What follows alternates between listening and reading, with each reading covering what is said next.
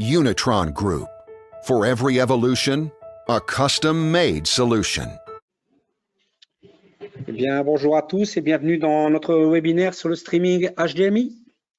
Je me présente, Pietro Silli, je suis responsable commercial France Unitron Johansson. Dans ce webinaire, nous expliquerons le fonctionnement du produit, dans quelles circonstances l'utiliser et comment le configurer. Ce produit est développé et fabriqué par Unitron, qui est le nom de la société, et Johansson étant notre marque propre. Alors voilà la table des matières. Nous verrons quelques exemples d'utilisation, la configuration, suivie d'une démo live. Le webinaire dure environ une trentaine de minutes. Les questions seront traitées à la fin de cette présentation.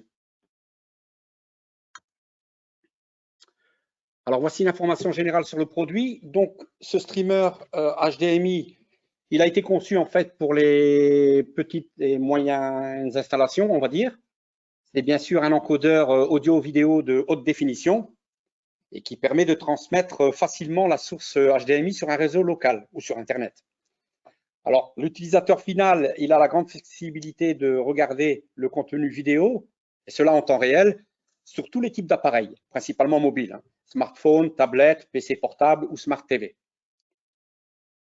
L'intérêt de ce produit, c'est de pouvoir regarder donc les contenus en direct sans avoir recours à des logiciels supplémentaires. Il ne faut installer aucune app sur le smartphone, par exemple. Et il fonctionne avec n'importe quel navigateur web.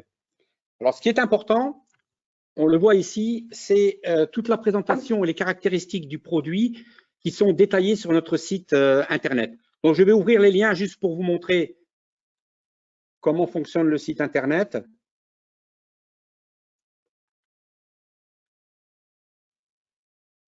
Donc, le site Internet est unitrongroup.com ou alors johansson.be, qui est redirigé vers ce site. Donc, ici, dans la partie supérieure, vous rentrez la référence du produit, donc 8210.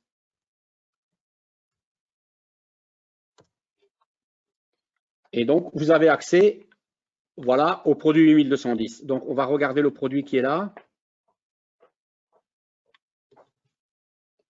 Dans l'onglet Download, ici, téléchargement, vous avez en fait toutes les notices d'utilisation, les leaflets, donc les brochures qui sont là, et les présentations. Donc, bien entendu, ici, vous aurez la présentation sous forme de PDF qui sera disponible après le webinaire. Donc, par exemple, ici, si nous ouvrons la brochure, voilà, la brochure apparaît comme ça. Bon, cette brochure, vous pouvez l'utiliser à titre de publicité pour présenter donc le produit au client. Voici. Donc, à présent, nous allons voir la solution générale que nous avons développée. Donc, il s'agit d'une solution vraiment plug and play, de live streaming. Et tout est en un ici. Donc, c'est un produit simple pour diffuser du contenu en temps réel. Bon, tous les acronymes que vous voyez ici, donc UDP, RTP, M3, U8, etc., seront expliqués plus loin. Donc, on voit ici tous les types de contenus ou de sources HDMI que l'on peut injecter dans le streamer qui est là, vous voyez, sur l'entrée HDMI. Donc, on ressort ici sur un port Ethernet qui pourra fonctionner sur un réseau local ou un réseau Wi-Fi. Et la réception, donc, se fait ici sur tout type de support, donc tablette, set-top box, Smart TV, etc. Alors, le streamer HDMI, il a vraiment de nombreuses applications et nous avons détaillé quelques cas pratiques d'utilisation que nous allons voir. Alors, le premier cas, il s'agit d'une installation IPTV en hospitality, donc dans les hôtels, les hôpitaux, etc. Et donc, on va injecter ici un canal d'information. Donc, c'est très simple. Donc, on prend la source HDMI, bon, dans le cas présent, on provient d'un PC. On l'injecte dans le modulateur streamer HDMI. Et donc, on ressort sur le port Ethernet. Et on va utiliser donc le protocole UDP, qui est un protocole streaming multicast. Donc, ce signal rentre ici dans le switch Ethernet et va être diffusé sur les Smart TV ou dans les set-top box. Alors, juste pour vous dire ici que l'UDP, en fait, il est multicast bien sûr, au niveau du switch Ethernet ici, on doit avoir la fonction IGMP, mais c'est déjà le cas parce qu'on transmet déjà des signaux en IPTV. Donc, on relie très facilement le canal d'information sur une installation existante. Alors, deuxième cas d'utilisation, on peut utiliser le système en Wi-Fi à partir d'une chaîne d'info, d'une set-top box, d'un player média. Donc, vous voyez, on rentre la source HDMI, on ressort sur le routeur sans fil, et donc aux arrêts de bus, dans les salles d'attente, dans les cafés, les bars, etc. On peut recevoir donc directement le signal. Et le streaming qu'on utilise, c'est le HLS. Alors, le HLS, c'est un protocole de live streaming et qui permet donc de recevoir facilement tous les contenus sur des tablettes ou des smartphones. Hein, c'est vraiment adapté. Si vous voulez, le réseau est optimisé pour ce Wi-Fi. Alors, il est marqué ici de 1 à 30 personnes. Alors, bien sûr, 1 à 30 personnes ici, cela dépend du débit et de l'infrastructure du réseau. Alors, le port streaming de sortie ici, il est d'environ 100 mégabits. Bien sûr, la qualité de l'image et le nombre d'utilisateurs sont liés. On verra ça plus tard dans les spécifications.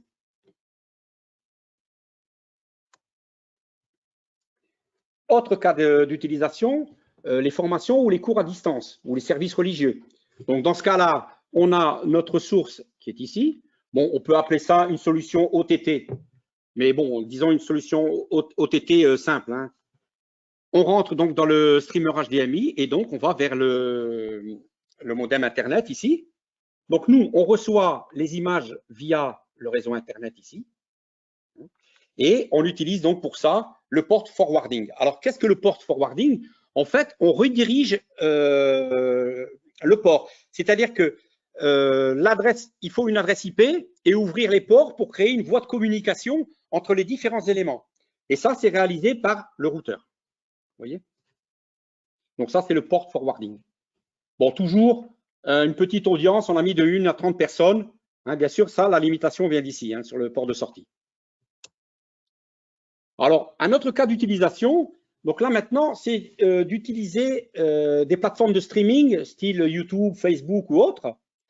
Donc, dans ce cas-là, ici, on prend l'exemple d'un événement pour les vlogueurs, enfin les blogueurs vidéo, dans les écoles, etc., les conférences. Et donc, on envoie la source et à ce moment-là, on a un autre protocole parce que lui va utiliser en fait ce protocole-là pour être relié sur l'Internet. Hein. Donc, le RTMP, c'est le Real Time Messaging Protocol. Hein, il est utilisé donc pour la diffusion de flux audio-vidéo en streaming, hein, donc en lecture continue. Et là, on voit que le nombre d'utilisateurs est indéterminé, il est pratiquement illimité. Hein, tout dépend parce qu'ici, on rentre dans le réseau Internet. Donc, ça, c'est le streaming RTMP. Exemple suivant, c'est le cas de l'affichage dynamique. Bon, il utilise aussi le streaming HLS. Hein, donc, ça, c'est le streaming qu'on a dit qui est vraiment adapté pour les smartphones et autres. Hein. Et à ce moment-là, on va injecter voilà, de l'affichage dynamique, en fait, d'un média vers l'appareil et on transmet tout ça en Wi-Fi. Vous voyez? Donc, on reçoit le contenu sur les tablettes, les smart TV, les smartphones. OK. Bon, on l'utilise bien sûr dans les grands magasins, dans les restaurants, pour faire de l'affichage dynamique de manière très économique. Hein. Alors, un autre cas d'utilisation, on peut utiliser ce streamer dans le cas de caméras de surveillance. C'est-à-dire qu'ici, la source va provenir d'un système de caméra de surveillance et on va utiliser le réseau Wi-Fi ou un réseau local hein, en utilisant le HLS. Hein. Donc, vous voyez que le HLS est quand même un protocole assez important dans ce type de produit ou le M3U8. Alors, le M3U8, c'est comme le M3U. Hein, c'est une liste de lecture utilisée dans la diffusion de médias en ligne. Hein. Alors, pour l'ouvrir, il faut utiliser un lecteur multimédia comme VLC, par exemple. Hein. Donc là, c'est le seul cas où il faut ouvrir le lien avec un lecteur média extérieur, on va dire. Bon, quoi qu'il en soit, VLC est gratuit aussi. Mais bon, ce n'est pas des apps qu'on met sur le smartphone. Juste une petite remarque ici, vous voyez une image avec 4 caméras. Ce n'est pas 4 sources HDMI. Hein. En fait, les 4 caméras sont gérées ici. La mosaïque d'images, en fait, provient de l'équipement ici. Hein.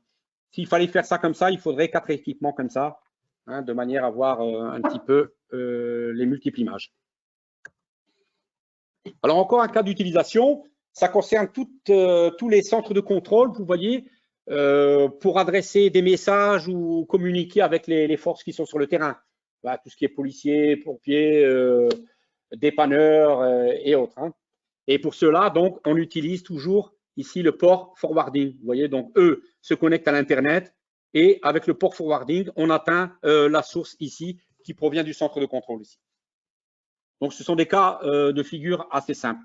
Bien sûr, on verra tout le paramétrage dans la partie suivante. Comment donc paramétrer l'équipement avec toutes ces différentes possibilités. Hein, on le disait tout à l'heure, le produit est tout en un. Hein. Alors, voilà le dernier cas d'utilisation. Enfin, il y en a d'autres, bien sûr. Voilà, on peut utiliser ça aussi dans des bus où vous voyez des bus pour les visites guidées, etc. Donc là, on a un petit réseau local LAN ou Wi-Fi, hein, et on utilise toujours le HLS. Hein. Alors, une chose intéressante qui est ici, on voit le streamer, il a une entrée, une sortie. Ça veut dire qu'ici, on peut mettre un écran de contrôle. Hein, souvent dans les bus, hein, il y a un téléviseur, un moniteur de contrôle hein, direct. Voilà, ça évite de rebrancher des câbles HDMI un peu avec des répartiteurs, des choses comme ça. Hein. Donc là, on l'a en direct, on a l'entrée-sortie sur le même produit.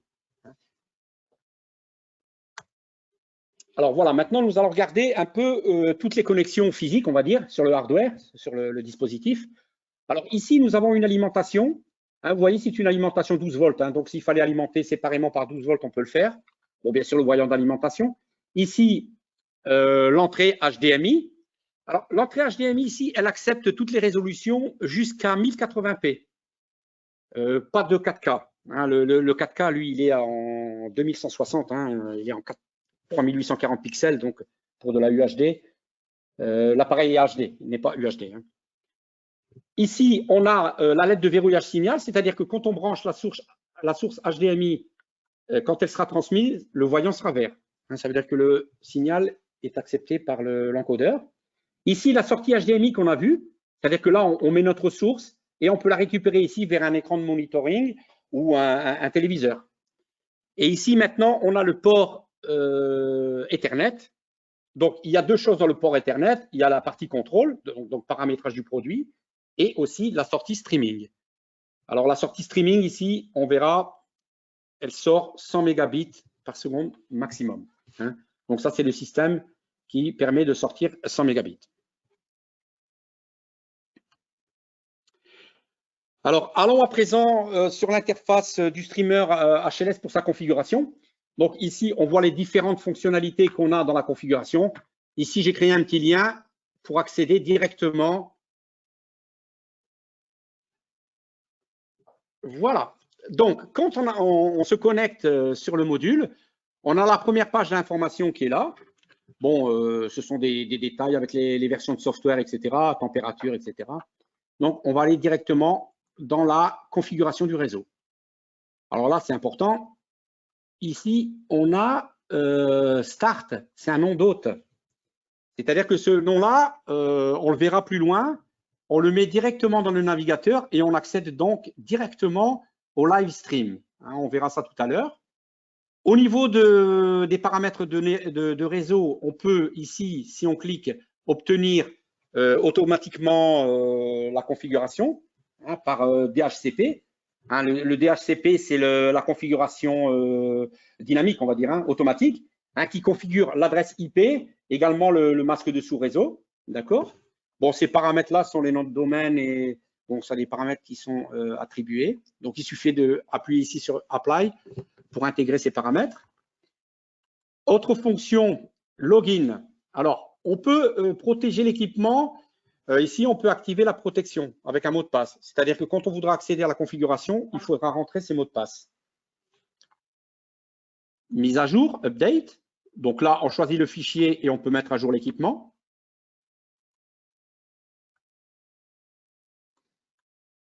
Alors ici, pour la remise à 0, on a vu, on peut le remettre à 0. Reboot, pareil, on peut redémarrer l'équipement. Et maintenant, on va regarder sur les entrées. Donc HDMI, on va commencer par l'entrée. Alors, voici. OK. Vous voyez sur l'entrée numéro 1, sur l'appareil qui est ici à distance, hein, c'est un appareil qui est ici au siège à Popringe, il est activé et il est sur le format vidéo est 720p. On verra tout à l'heure. Hein. Donc ici, sur l'entrée de l'encodeur, on peut lui donner un nom. Bon, ces paramètres-là sont prédéfinis, vous les laissez. Alors, qu'est-ce qu'on voit ici? C'est le type de vidéo, donc c'est le H264. Hein, donc ça, c'est la compression HD. Et ici, on en a parlé tout à l'heure. Si je montre ça ici, vous voyez, je peux rentrer un débit vidéo qui va de 300 kg jusqu'à 30 mégas. Comme on a une sortie qui sort maximum 100 mégabits, si je mets par exemple une vidéo de 3 mégas comme c'était le cas, je peux aller jusqu'à 30 utilisateurs. Hein, donc 30 utilisateurs x 3, ça fait 90 mégas.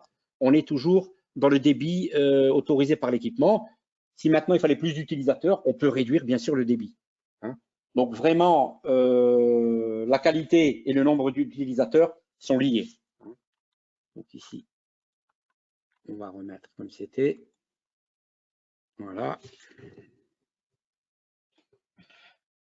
L'audio est de type MPEG-2 et AAC. Enfin, c'est pas marqué, mais c'est aussi AAC MPEG-2. Et on peut aussi déterminer le bitrate audio. Bon, ces paramètres sont prédéfinis, on les laisse tels quels. Hein. Maintenant, on va sur la sortie IP. Alors, sortie IP. Alors, on se connecte sur l'unité. Nous voici. Alors, ici, on a déjà l'état, le status du produit.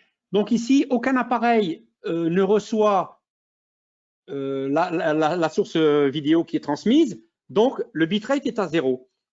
En fin de session, on fera un petit exercice. Ceux qui se connecteront dessus, au plus d'utilisateurs se connecteront ici, on verra ici le débit. Si par exemple 5 utilisateurs se connectent sur 3 mégas qu'on a vu tout à l'heure, on aura ici entre 15 et 20 mégabits ici de débit, vous voyez.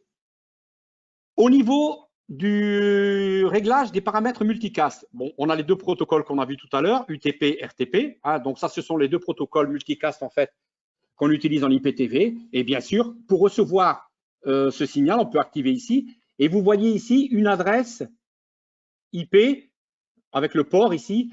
On le fera tout à l'heure. On verra avec le VLC comment ouvrir ce type d'adresse. Ensuite, on a les paramètres RTMP. Alors, vous voyez ici, c'est toute une syntaxe et on verra tout à l'heure comment remplir ici toutes ces données. Hein. Donc, là, qui provient directement ici, dans le cas présent de YouTube, hein, c'est une vidéo qu'on a placée sur YouTube, hein, sur les plateformes de streaming. Et pour finir, le HLS. Donc, on peut rajouter des sources supplémentaires. Hein. Donc là, ici, j'ai un deuxième équipement, vous verrez tout à l'heure. Et si j'en avais plusieurs, je mettrais les virgules entre les différentes adresses. Donc, vous voyez, cet équipement ici permet quand même pas mal de choses. Hein. On a du UDP, on a du RTMP et du HLS. Hein. Allons maintenant dans le live stream. Bon, je vous montre les équipements, mais dans la partie live démo, c'est prévu. Donc là, on a le Media Player. Donc, si je clique dessus, voilà, j'accède directement au player, vous voyez. OK, je reviens en arrière. Donc ici, c'est le deuxième hôte qu'on a mis sur le premier équipement. Voilà, son adresse est là. Et on accède donc. Alors là, c'est une petite caméra qui est sur notre parking, vous voyez. Hein, donc, qui est en live d'ailleurs. Hein. OK. Donc, revenons maintenant.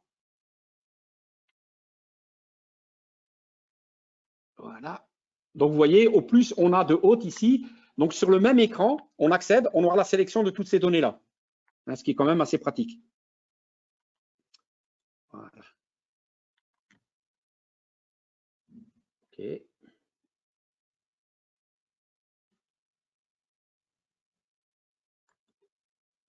Voilà. Donc, revenons à la présentation.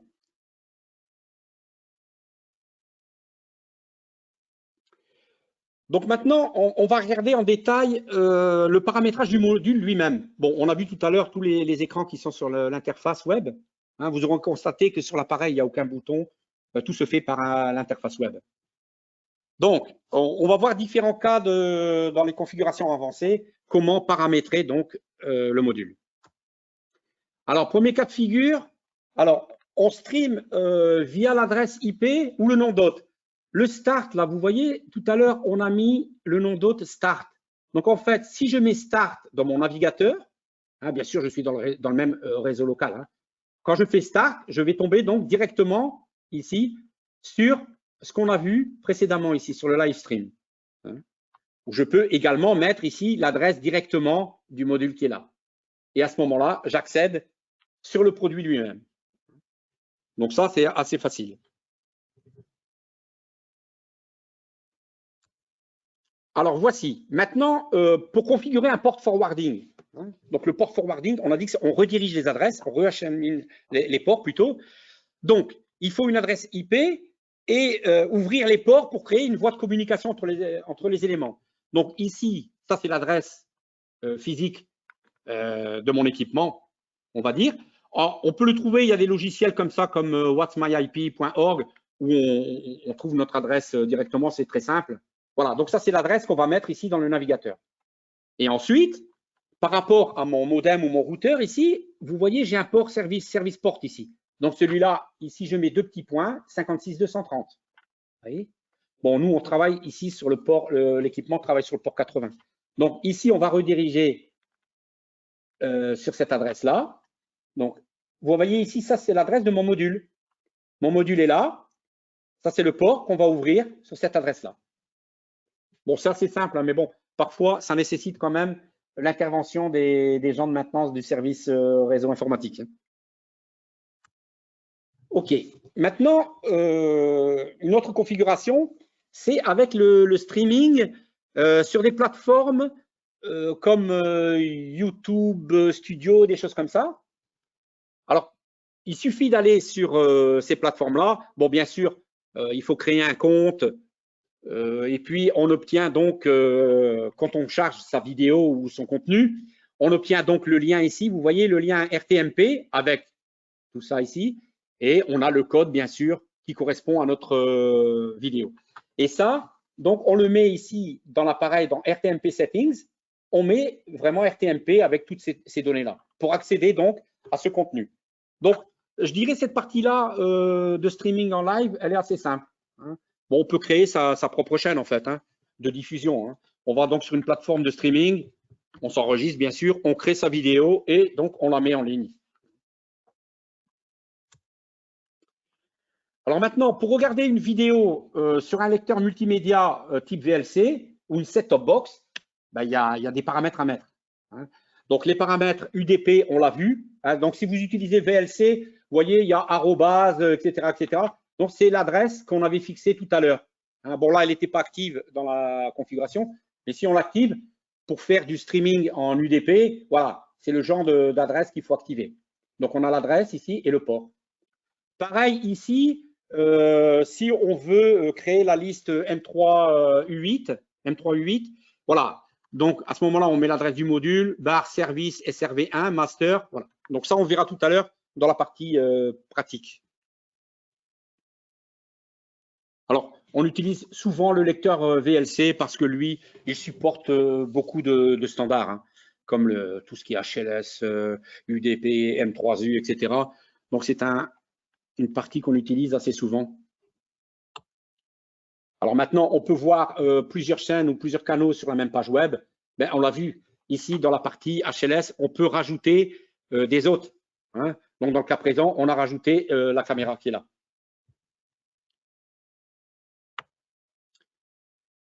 Maintenant, il est plus pratique d'accéder à un contenu avec un code QR. Donc, dans un code QR, il faut d'abord créer, en fait, convertir une adresse, on va dire, en code QR. Bon, il existe beaucoup de logiciels qui le permettent. Alors, je vous invite tout à l'heure, on fera une démo. Si vous avez un lecteur QR, une app, vous pourrez le faire sur l'écran et vous accéderez au contenu en live avec nous. Donc, première chose, on convertit les adresses en code QR. Et donc maintenant, on arrive à la démo vraiment live. Si vous avez sur votre smartphone un lecteur QR, bon, si vous ne l'avez pas, vous pouvez taper cette adresse-là. Hein? Donc moi, je vais le faire ici comme ça. Donc, je vais cliquer sur ça. Et donc, je tombe sur le contenu. Donc, je vais revenir en arrière.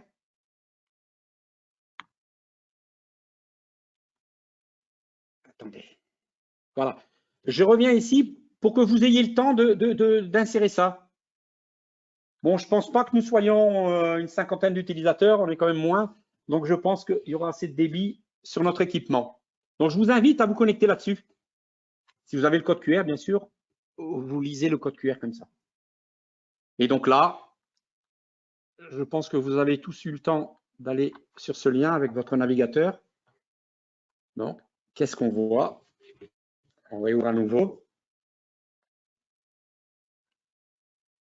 Voilà. Donc là, nous tombons. Donc là, c'est port forwarding, hein, vous voyez ici. Hein. Donc, il y a l'adresse de notre qui est attribuée.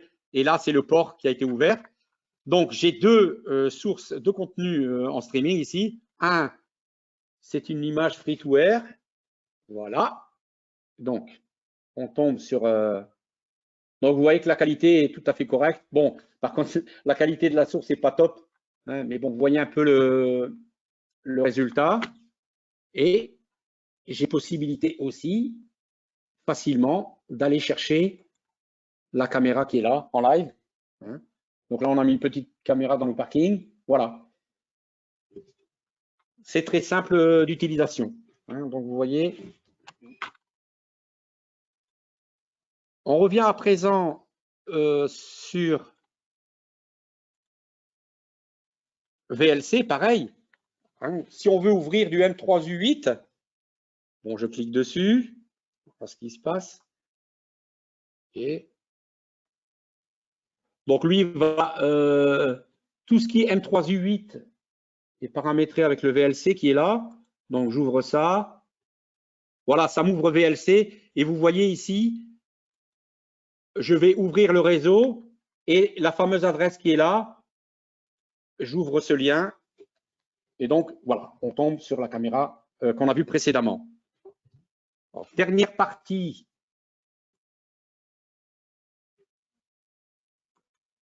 Voilà, sur YouTube. Alors, je ne sais pas, ici, on va cliquer. Et donc là, c'est la partie, vous voyez, qu'on utilise RTMP donc, pour aller sur le contenu qu'on aura mis dans YouTube. Donc ça, c'est pour créer et éditer votre propre chaîne. Donc là, vous voyez.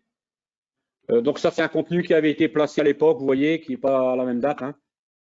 Voilà, donc ça, c'est le contenu qui est en boucle qu'on a mis actuellement sur YouTube. Bon, bien sûr, libre à vous de créer vos propres chaînes et votre propre événement, etc. Eh bien, écoutez, nous vous remercions d'avoir assisté à ce webinaire.